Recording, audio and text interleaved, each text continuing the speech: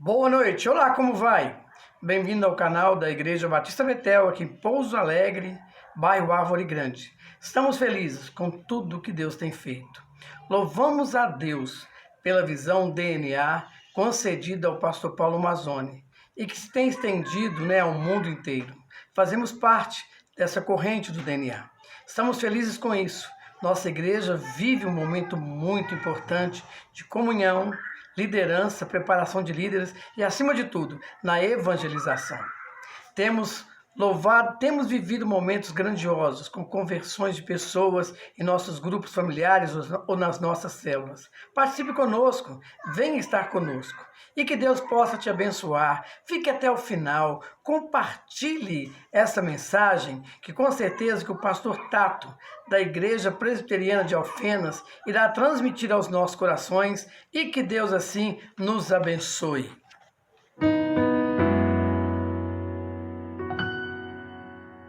O vento não me derrubou, o medo não me parou, a guerra me feriu, mas a experiência ficou. Eu não me calei e não vou me calar, enquanto houver fôlego vou adorar. Posso até ter caído na guerra, mas caído não vou ficar. Sei que esse vento vai passar. Também sei que o meu milagre vai chegar. Deus conhece a minha história, sabe tudo sobre mim. É só olhar para trás para ver quantas guerras já venci. Sobrevivi adorando, sobrevivi confiando, sobrevivi, não desisti, Deus cuida de mim.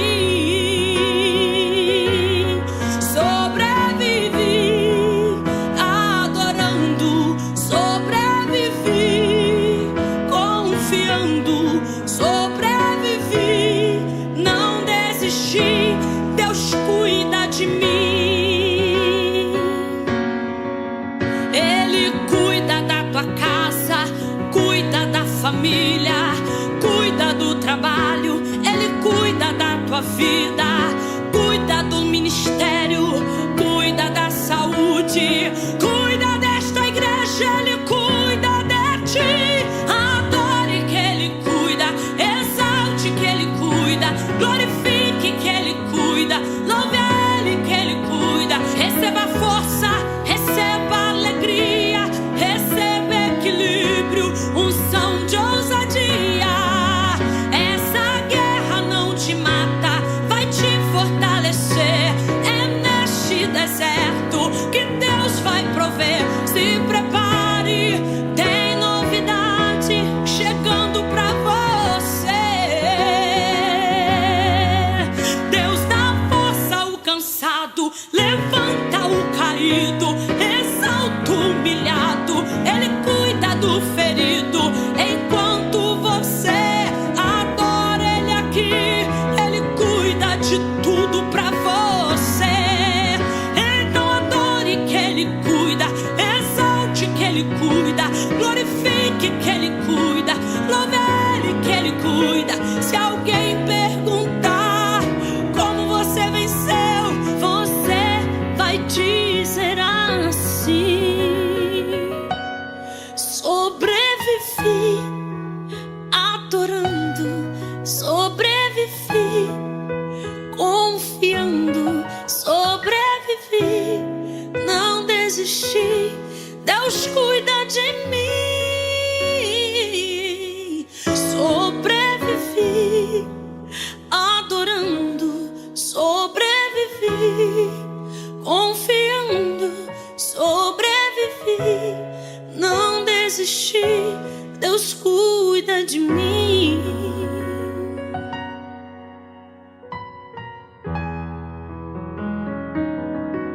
Ele cuida de mim.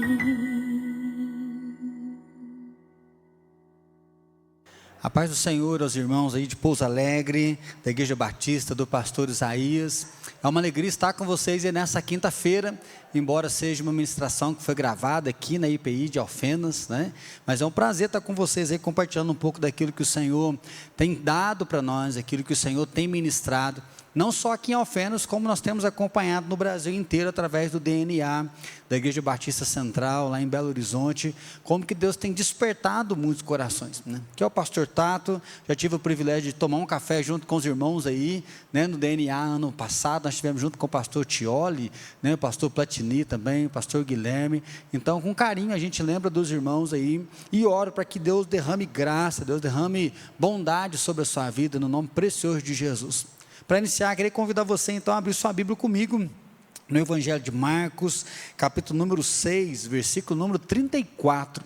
Evangelho de Marcos, capítulo número 6, versículo número 34, nos diz o seguinte: ao desembarcar, viu Jesus uma grande multidão e compadeceu-se deles, porque eram como ovelhas que não têm pastor, e passou a ensinar-lhes muitas coisas. Ao desembarcar, viu Jesus uma grande multidão e compadeceu-se deles, porque eram como ovelhas que não têm pastor, e passou a ensinar-lhes muitas coisas. Queria convidar você a orar agora, a orar com quem está do seu lado aí, a orar pela sua igreja nesse momento, para que o Espírito Santo traga uma palavra realmente, não uma palavra boa, uma palavra bonita, mas uma palavra que transforma a vida de vocês, uma palavra que possa mesmo inspirar o coração, alargando as suas tendas aí em nome de Jesus. Pai Santo, nós te agradecemos porque o Senhor nos visitou através da Tua palavra e tem visitado o nosso coração.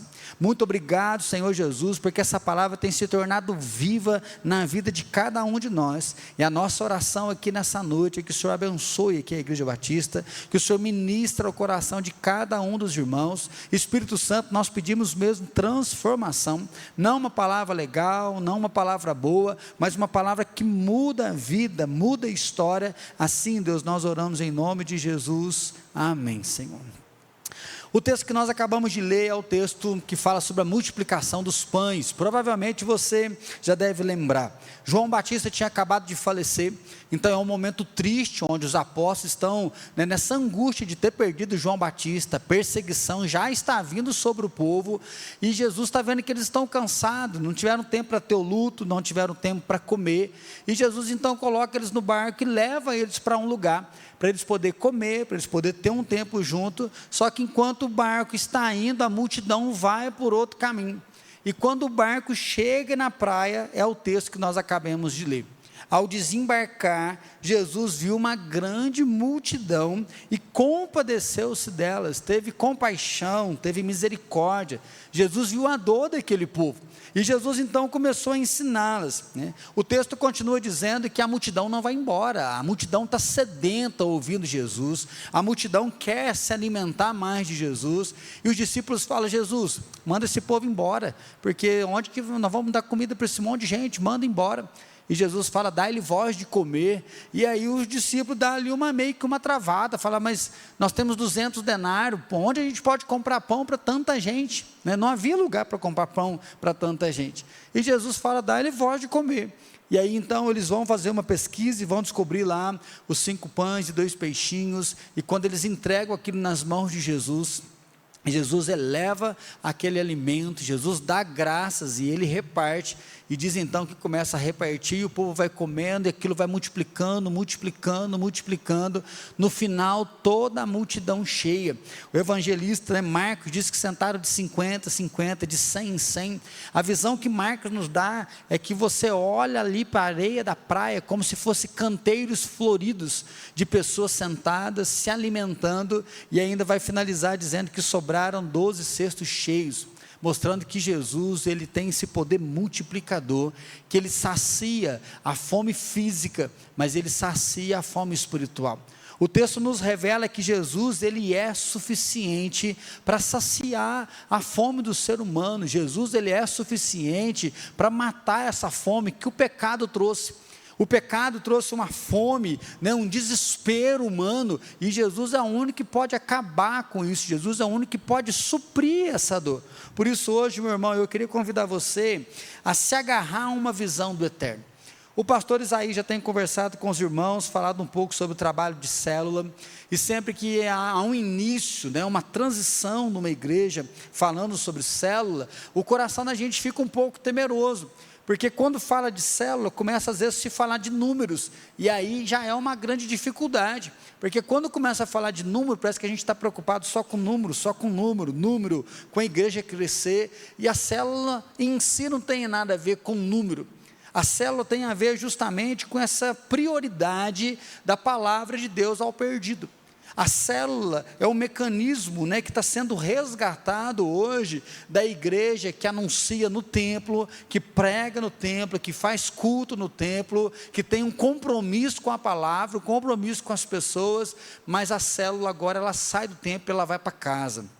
Nas nossas casas, então, nós vamos receber familiares, nós vamos receber amigos nossos, pessoas que muitas vezes não vêm até o templo, mas vão chegar até a nossa casa, e aí sim vai começar uma grande obra de multiplicação.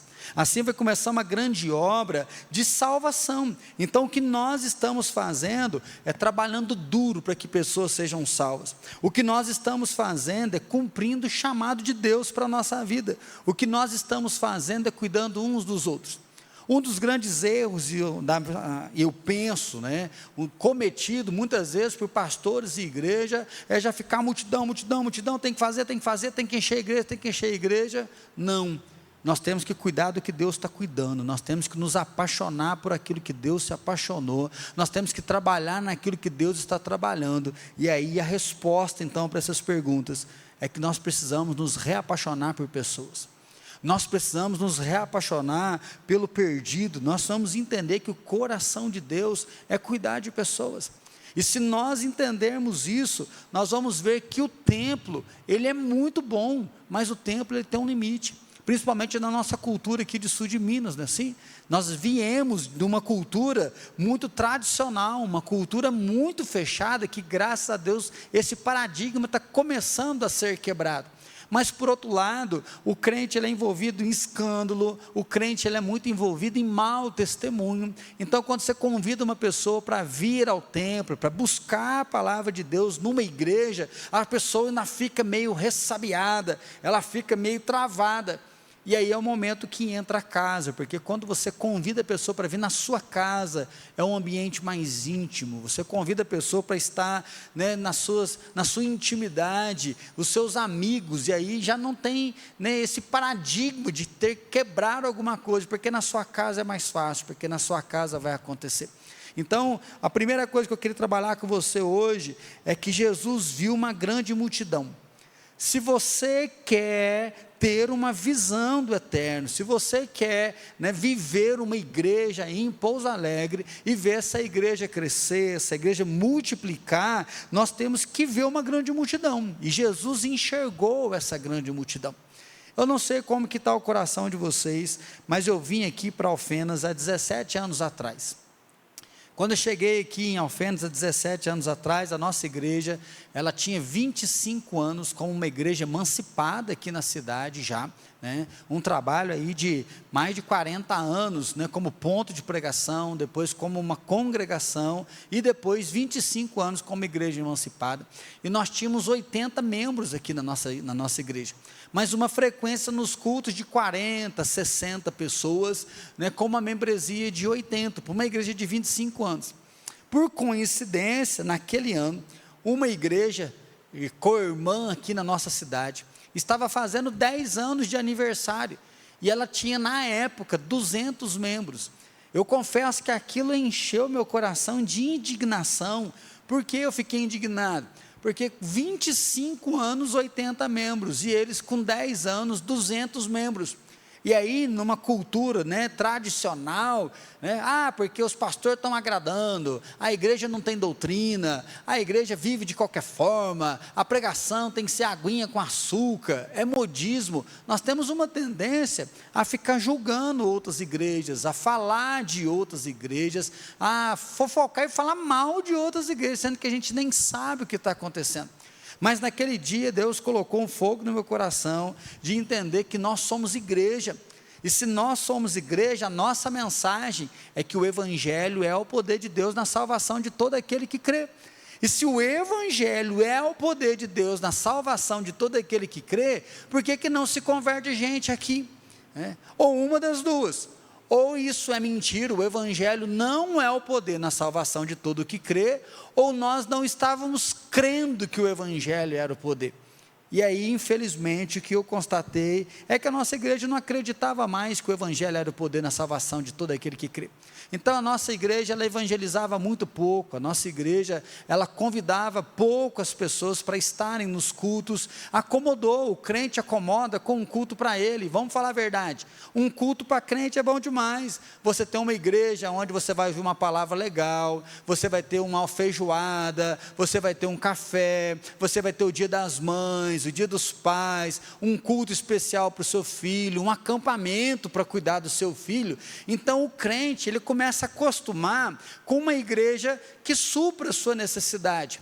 Se a igreja está suprindo a minha necessidade, para que eu vou preocupar com o outro? De vez em quando tem um batismo, de vez em quando tem um visitante, de vez em quando tem alguém que vem à igreja, e a gente fala: nossa, foi uma benção, esse ano batizamos 3, esse ano batizamos 5, e a gente vai vivendo, infelizmente, na mediocridade, Infelizmente, a gente vai vivendo sem realmente trabalhar, sem realmente pôr a mão no arado, e nós não estamos enxergando a multidão.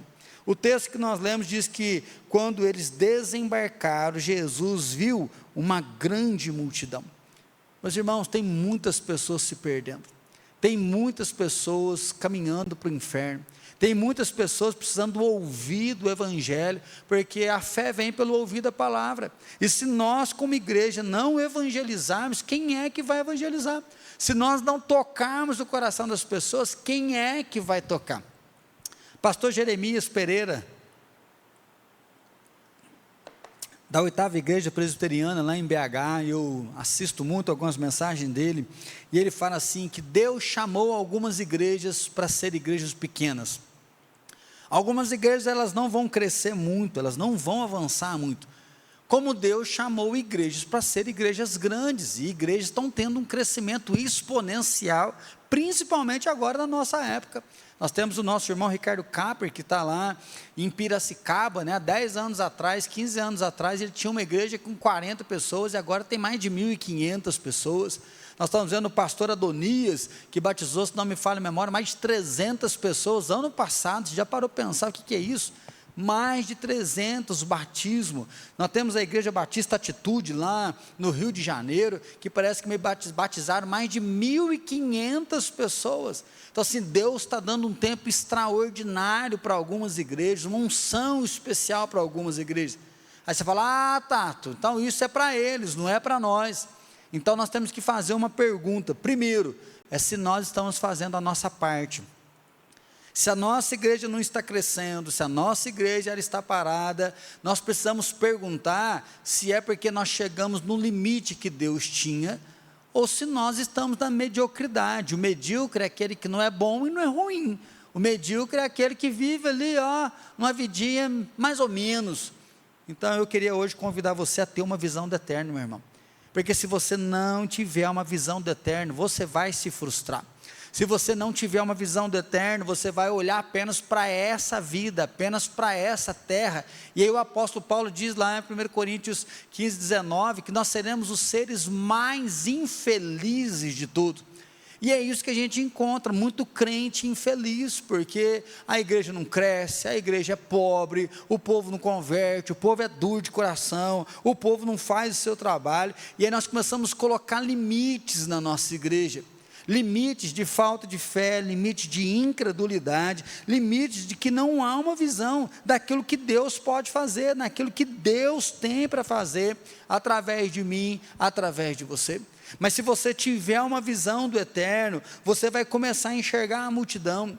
Se você tiver uma visão do eterno, você vai começar a enxergar o reino de Deus, e vai ver que tem muitas pessoas perdidas, tem muitas pessoas desviadas, tem muitas pessoas que precisam ouvir, precisam ser cuidados, precisam conhecer da salvação. Eu tive o privilégio de ir lá em Fortaleza, conhecer a Igreja da Paz na época, o pastor Eibe Uber, ele estava lá, e tinha um pastor, se não me falha a memória, o sobrenome é Feijão. Ele falou assim que ele estava mudando de condomínio, porque o condomínio que ele morava tinha uma torre de prédio, se não me falha a memória, 32 apartamentos naquele prédio. E ele falou assim: sabe por que, meus irmãos, eu estou mudando de condomínio?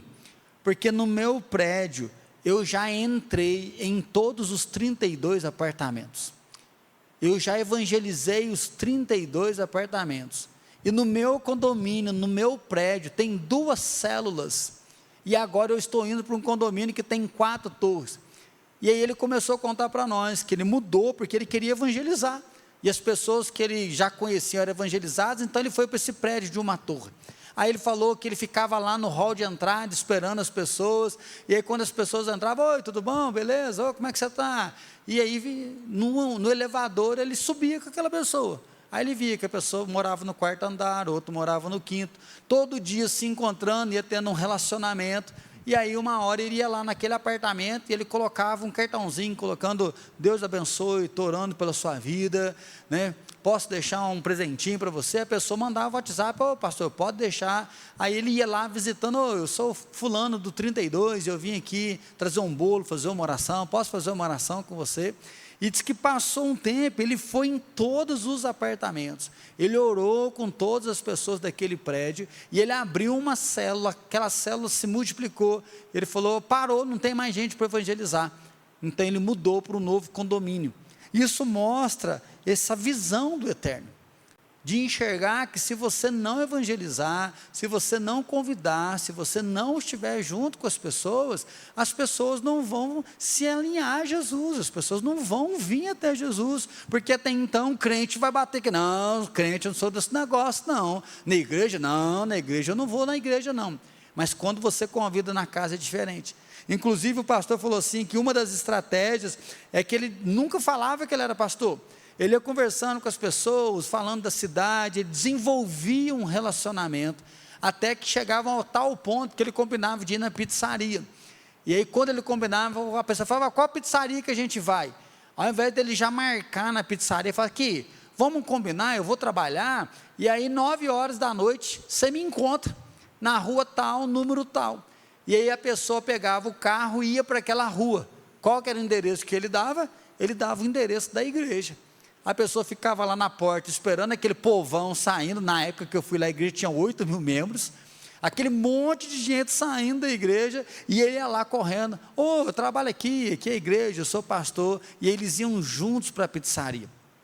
O pastor Feijão então falava o seguinte, que a estratégia de uma igreja tradicional é assim: primeiro você leva a pessoa para a igreja, num culto especial, no dia das mães, no dia do amigo, aí o pastor vai fazer uma mensagem, essa pessoa vai vir à frente, depois que ele vier à frente, que ele se converter, aí você vai fazer uma visita para ele, e vai tentar dar um suporte para ele firmar. O pastor falou assim, que uma igreja em célula que ama o perdido é o contrário: primeiro você ganha essa pessoa para você, primeiro você vai ser amigo dela, primeiro essa pessoa vai ver que você não está interessado num dízimo, nela vir na igreja, você está interessado na necessidade dela, você quer ser amigo dela, você se preocupa com ela, você ganhou para você, você ganha para a sua célula, e aí lá na sua célula, ela vai ser ganha para Jesus, e aí quando ela é ganha para Jesus, você vai ganhar ela para a igreja. Só que na hora que ela chega na igreja, ela já vai estar salva.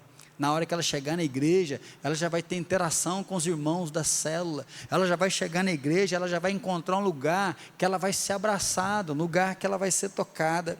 Então Deus está fazendo coisas maravilhosas. Então você precisa orar pelos desviados, você precisa orar pelos afastados, você precisa orar pelas pessoas que ainda vão se converter, e você precisa orar para Deus levantar líderes. E essa foi a fala de Jesus.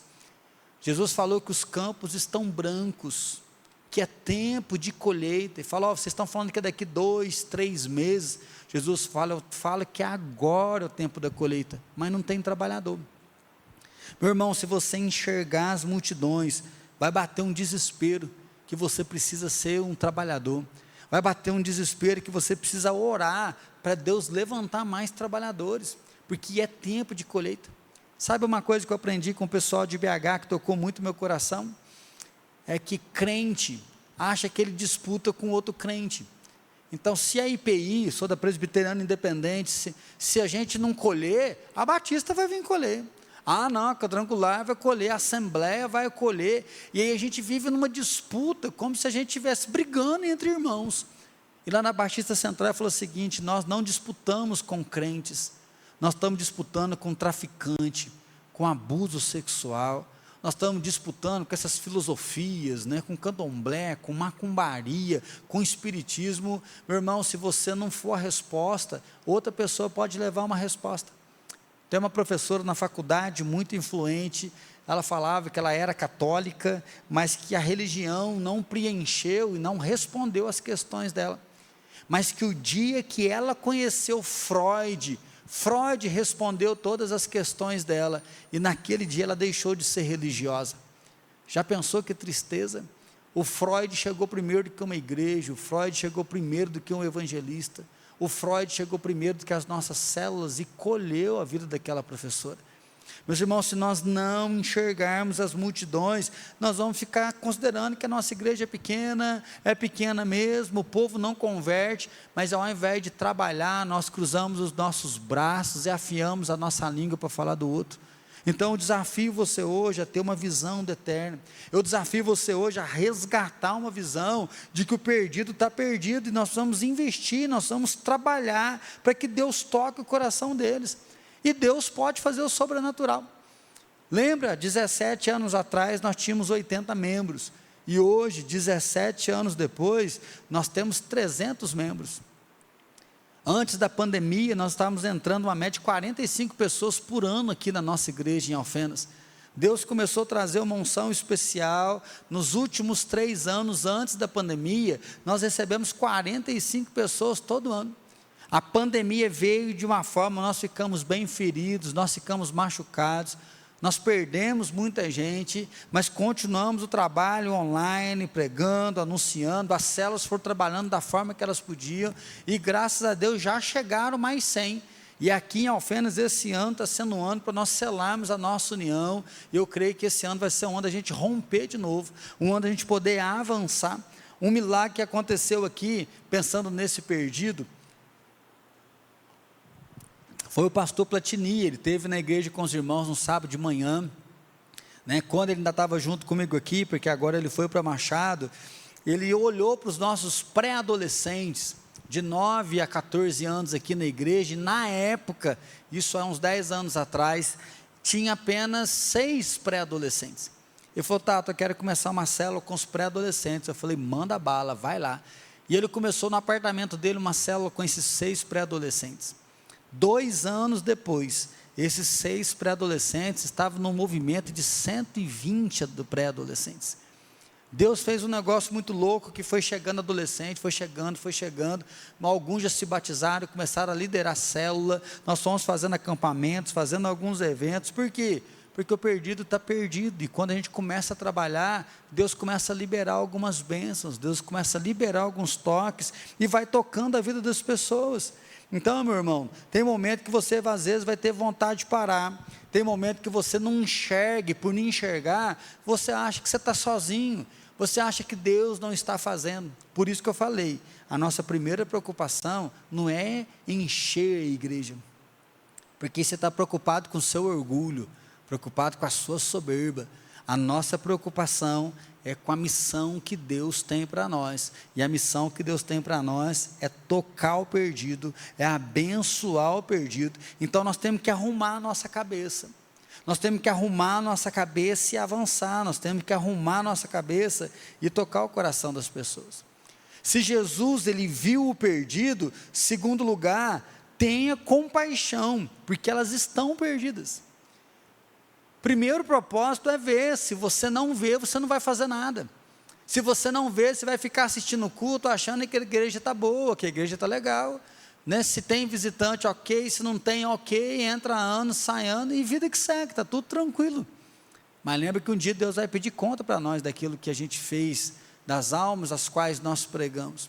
Agora, se você está enxergando, o texto diz que Jesus viu uma grande multidão e compadeceu-se dela. Jesus teve compaixão, Jesus teve misericórdia. E aí tem um testemunho, para minha vergonha, né, aqui na igreja, é que toda igreja, não sei aí na realidade de vocês, mas tem aquela ideia da veia social, vamos fazer um trabalho social. E aí nós começamos a ir num bairro aqui atrás, tem uma quadra de futebol, tem um campo, e é um bairro que tem muita droga, muita criança. Falei, vamos lá, porque a gente vai trabalhar todo sábado, a gente leva um lanche, faz dinâmica, brincadeira, prega a palavra, porque se nós cuidarmos da fome, da dor, pessoas vão vir para ser salvas, pessoas vão ser tocadas. E fizemos um trabalho mais de 6 meses, até que uma mãe de um menino começou a vir na nossa igreja. Quando essa mãe começou a vir, está dando fruto, primeira mãe que vem, aí levamos cesta básica, o marido estava com problema com álcool, falando que a gente ia internar ele, a gente ia ajudar ela a pagar, e investimos pesado nessa irmã, mas passou 1 mês e pouco, ela desapareceu, não veio mais para a igreja. A gente viu que ela deu uma fugida, deu um perdidão, nós achamos que era o fruto, mas não foi dessa vez, né? Deixamos o negócio acontecer. Passou, não lembro se foi 1 ano, 2 anos, eu e a líder de missões estávamos na porta da nossa igreja conversando, e aí vimos a irmã vindo de lá para cá, e aí a gente lembrou dela, nossa, lá fulano, nem que sabe o que aconteceu. Quando ela nos viu, falou assim, pastor, Flávia, nossa, que bom que eu encontrei vocês aqui, eu precisava muito conversar com vocês, eu queria até vir na igreja para falar com vocês, e vocês estão aqui, olha, Deus mudou minha vida, Deus mudou a vida do meu marido, ele parou de beber, esse final de semana, ele vai ser consagrado obreiro. A gente, nossa, mas que bênção, que legal, ele vai ser consagrado, que igreja que você está indo? Ela, não, nós estamos indo na quadrangular, e o pastor deu apoio, e mudou a vida do meu marido, e nós, glória a Deus, nossa, que Deus te abençoe, né? Que vocês fiquem firmes, que Deus prospere mesmo o caminho de vocês, em nome de Jesus. Ela pegou e foi embora. Na hora que ela virou a esquina, eu e a líder fez assim, um olhou para a cara do outro assustado, quadrangular.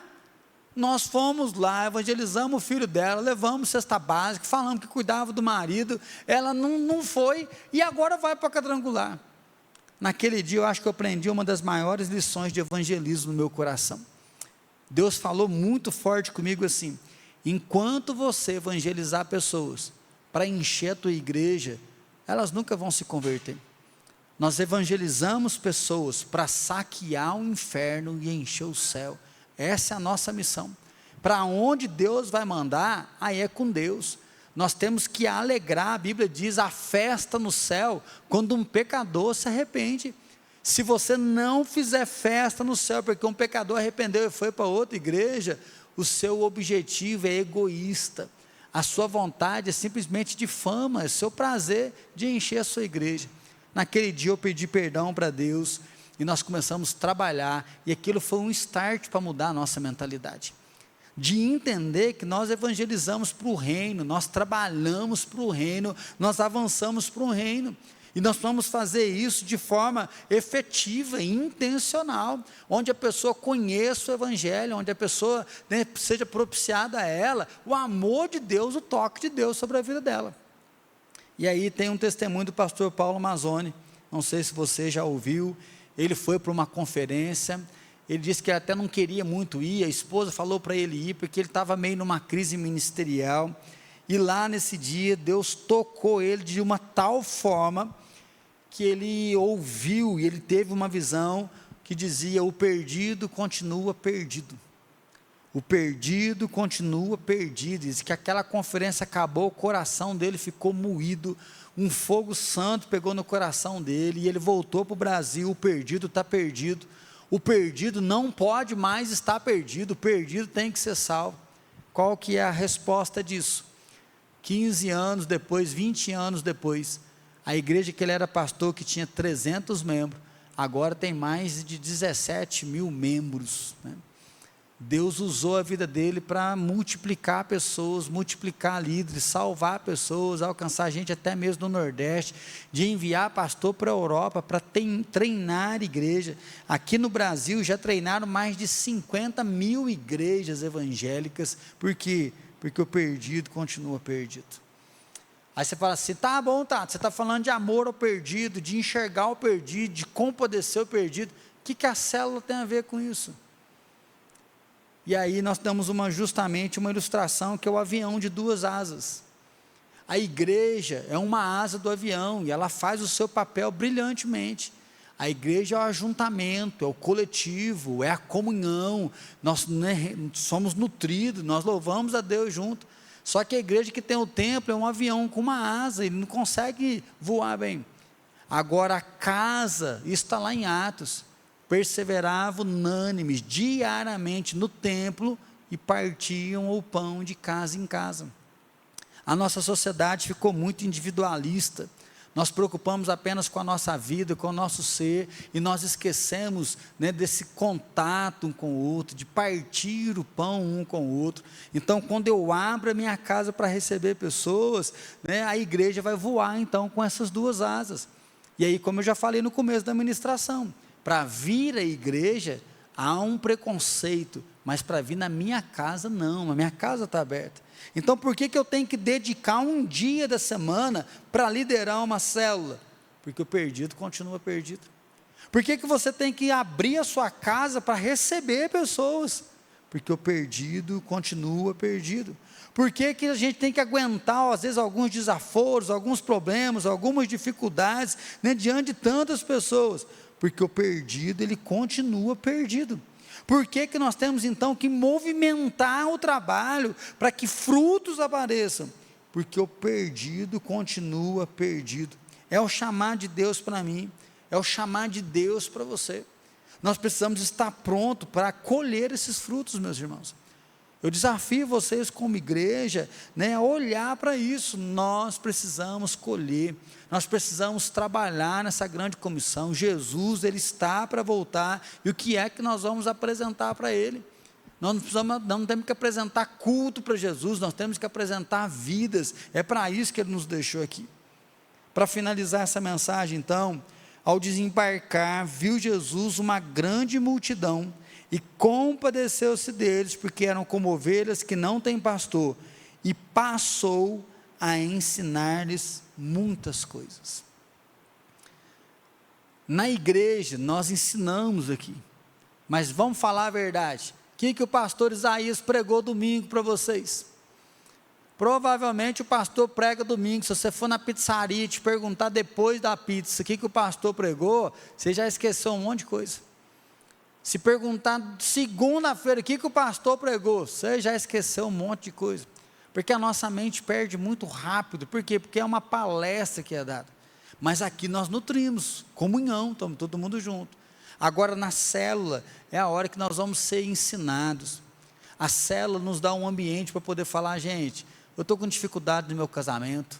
Esse texto fala que é para ensinar o filho, mas eu não estou sabendo ensinar minha filha, eu estou com um problema aqui. E é a hora que eu vou ser ensinado, é a hora que as pessoas vão poder falar, a palavra diz isso, na minha casa eu estou fazendo assim, e aí um ora para o outro, um trabalha junto com o outro. O que tem acontecido aqui em Alfenas, algo muito bonito, que é isso. Tem uma pessoa que está internada, antes de eu ir lá visitar, a célula já foi inteirinha lá no hospital, já visitou. Tem alguém que está passando uma necessidade, a própria célula já levanta uma cesta básica e já leva para aquela pessoa. Ano passado tem uma célula aqui que se organizou e começou a fazer trabalho evangelístico numa casa de recuperação. Por quê? Porque todo mundo agora tem lugar, todo mundo agora pode trabalhar, todo mundo agora é útil. Quando a gente está na igreja no todo, são aí 10 líderes, 20 líderes, mas agora toda a igreja está envolvida no processo de liderança. Quando eu cheguei aqui, a gente fazia reunião de liderança, era 20 pessoas. Hoje, para a glória de Deus, a gente faz um jantar para a liderança, são mais de 120 líderes. Tem um irmão que abre a casa, tem um irmão que lidera a célula, tem um outro que toca o louvor na célula, ali tem um que está sempre convidando o outro. Esse dia mesmo aconteceu algo muito especial. Uma das dinâmicas da célula era para você colocar uma cadeira escrita assim, reservado. E aí no começo da célula, cada pessoa ia dizer: essa cadeira está reservada para o meu marido. Aí orava pelo marido dela. Essa cadeira está reservada para o meu filho. Orava pelo filho. E tinha um momento de oração, de intercessão. Esse dia Deus decidiu nos visitar fazendo um milagre. Oraram nessa célula, não foi a minha, né, por uma pessoa, um marido. A gente fala que ele é até meio debochado. Antes da pandemia, ele chegava no final do culto e ia comer biscoitinho com guaraná, que a gente sempre servia. Ele ia lá, comia um biscoitinho, guaraná, conversava com o povo, né? Ele era bem dado, ele conversava com todo mundo, mas ele nunca participou de um culto, ele nunca participou de uma célula. E aí no começo da célula, eles oraram para que Deus trouxesse esse homem, e esse homem assistisse uma célula. Todo mundo assustou. Diz que depois que eles terminaram a oração, que eles iam fazer o louvor, escutaram um barulho no portão. Quando quer ver, foi o marido da fulana que chegou e sentou justamente na cadeira reservada. E naquele dia eles choraram de ver que Deus responde, percebe? Na célula nós temos nome, na célula as pessoas conhecem nosso marido, nossa esposa, mesmo que não venha na igreja, as pessoas já estão orando por ele. Então a célula capacita esse trabalho, vai praticar esse trabalho para chegar até o outro. Então, meus irmãos, Jesus, ele viu a multidão, Jesus se compadeceu e ele começou a ensinar. Meus irmãos, nós precisamos ensinar as pessoas, nós precisamos multiplicar a nossa força de trabalho. Há 17 anos atrás, aqui na nossa igreja, nós tínhamos uma reunião de oração na terça-feira e um culto, né, bíblico na quarta-feira. O nosso culto continua, toda quarta-feira nós temos um culto aqui, nós oramos, nós pregamos a palavra, mas a reunião de terça-feira ela não tem mais aqui no templo. Agora ela foi para as casas através das nossas células. Então antes nós tínhamos uma reunião com uma média, né, de 8 pessoas nessa reunião de oração. Antes da pandemia nós estávamos com mais de 32 reuniões e com mais de 350 pessoas participando da célula. Agora, infelizmente, pós-pandemia, nós estamos aí com 17 células, 17 reuniões, e nós estamos com quase 200 pessoas participando das nossas células. Por quê? Você fala, mas Tato, é por causa da célula? É por aquilo que a célula promove. A célula levanta mais líderes, a célula levanta mais pessoas comprometidas, a célula coloca paixão pelo perdido no nosso coração, e a gente não se contenta em não fazer nada, nós queremos fazer alguma coisa, nós queremos trabalhar para que alguém seja salvo. Então lembra, era um culto, agora são 17, era uma mensagem, agora são 17 mensagens, eram 8 pessoas na igreja, agora são 200 pessoas nas casas, e aí Deus vai trazendo esse poder multiplicador. Então é aqui onde tudo acontece. E aí pensa a dinâmica, teu amigo vai na célula, ele se converte, começa a aprender da palavra, ele vem num culto, ele é tocado pelo poder de Deus, ele se batiza. O que esse cara quer fazer? Ele já quer levar um amigo dele para a célula, ele já vai levar a esposa dele para a célula, e aí começa um processo que não para mais. E uma coisa que a Batista Central sempre fala para a gente, é que gente sempre vai vir, nós temos que orar por líderes. O nosso trabalho é preparar líderes, porque Deus vai mandar pessoas. Então, meu irmão, há festa no céu quando o pecador se arrepende. Há festa aqui, pois a nossa célula se multiplicou. Então, se agarre a uma visão do eterno. Você fala, tá, mas resume tudo. Se agarre a uma visão do eterno. Deus não nos chamou a ter um clube bíblico. Deus não nos chamou a ter uma igreja que seja boa só para a gente. Deus não nos chamou uma igreja para ficar fazendo culto acampamento. Deus nos chamou para salvar pessoas. Deus nos chamou para enxergar a multidão. Deus nos chamou para compadecer da multidão. Deus nos chamou para ensinar essa multidão, para batizar essa multidão. Nós vamos orar para Deus nos capacitar, para a gente poder agarrar essa visão do eterno. E aí sim eu finalizo com você, com a oração de Bartimeu, com a vida dele, né? Bartimeu é aquele cego que está na sarjeta, Jesus está passando, diz que ele sabia que Jesus estava passando. Aqui para mim já é algo intrigante, como que ele soube que Jesus estava passando? Ele conheceu a mensagem, e ele começa a gritar: Jesus, filho de Davi, tem compaixão de mim, Jesus, filho de Davi, tem compaixão de mim. As pessoas falam: fica quieto, cala a boca, né? Isso não é para você não, não atrapalha Jesus não. E Jesus então para e fala: vem aqui. Diz que ele dá um salto e ele vai até Jesus, provavelmente, né, trombando, alguém leva ele para frente de Jesus, e Jesus fala assim: o que você quer que eu te faça? Ele diz: eu quero ver. E Jesus falou assim: seja feita conforme a tua fé. A Igreja Batista vai crescer. Se Deus falasse assim, ela vai crescer conforme a fé de vocês. Que tamanho que ela seria?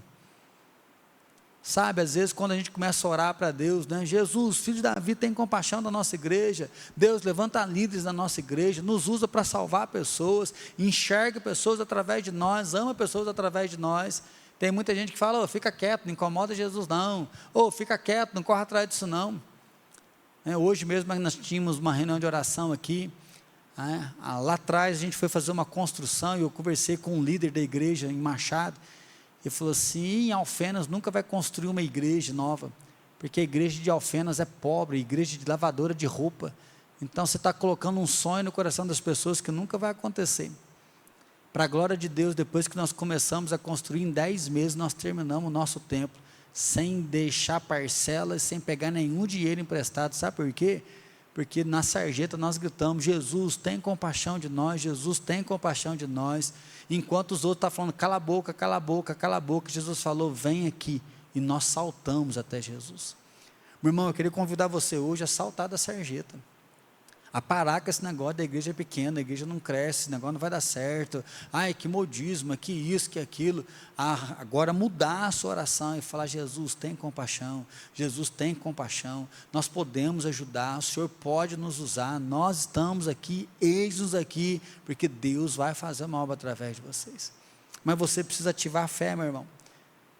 O que você quer que eu te faça? Bartimeu podia ter falado assim: Jesus, me dá uma cesta básica, Jesus, me dá uma ofertinha. E às vezes como crente você está fazendo isso: Deus, converte 1, Deus, converte 2, Deus, converte 3. Não, Bartimeu diz: Jesus, eu quero mudar de vida, eu quero enxergar. Ele tinha dignidade, ele podia trabalhar, ele podia ver, a vida dele seria totalmente transformada. Meu irmão, eu queria convidar você a não ficar pedindo esmola, mas pedir para Jesus fazer você enxergar o tamanho da igreja que ele está vendo, enxergar quantas pessoas podem ser salvas através de você.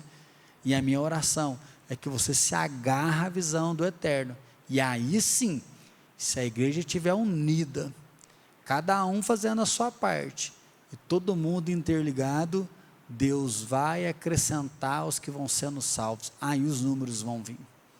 Se vocês estiverem juntos, conectados, cada um fazendo a sua parte, um cooperando com o outro, Deus vai trazer as multidões para louvor do nome dele. O nosso lema esse ano é unidade. Se nós formos um, como Jesus é um com o Pai, se nós formos um com ele, o mundo vai crer que Jesus veio. Se o mundo vai crer que Jesus veio, é que muitas pessoas vão ser salvas para louvor do nome dele. Vamos orar? Ó Deus, eu quero agradecer pela vida desses irmãos que vieram aqui porque são apaixonados pela tua igreja. Ó Deus, mas nós somos apaixonados demais para ver uma igreja às vezes que não cresce, uma igreja que fica muitas vezes estagnada. Pai, nós não queremos modismo, nós não queremos ficar correndo atrás de números para a nossa vanglória, nós queremos amar o perdido, nós queremos trabalhar na tua obra. Deus, a nossa oração é que venha o teu reino, seja feita a tua vontade. Assim, Pai, manifesta o sobrenatural, derrama a tua visão, a visão da eternidade no coração do pastor Isaías, cada um dos seus líderes, cada membro dessa igreja, que eles se apaixonem pelo perdido, e que eles vejam o teu poder sendo ministrado, o teu toque sobre a vida deles. Assim, Deus, eu rogo sobre a vida desses irmãos queridos, em nome de Jesus, amém, Senhor.